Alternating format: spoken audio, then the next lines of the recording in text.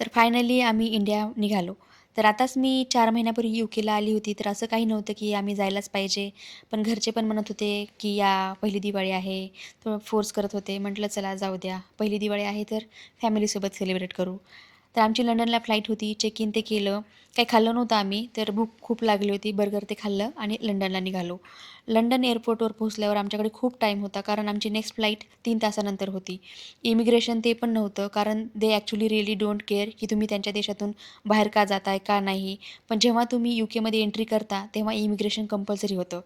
नंतर आमचा गेट लागला आणि लंडनचं हिथ्रो एअरपोर्ट एवढं मोठं आहे ना, तुम्हाला एका गेटवरून दुसऱ्या गेटवर जायचं असेल, तर तुम्हाला ट्रेन घ्यावी लागते. तर आमचा गेट लागला आणि आमचा गेट होता B. तर ट्रेन घेतली आणि आम्ही पोहोचलो B गेटवर. अहमदाबाद प्लेन क्रॅशमुळे माझ्या मनात थोडीफार भीती होतीच, पण असं रेअर केसमध्ये होतं. म्हटलं जाऊ द्या, एवढे आपलं नशीब खराब नाही आहे.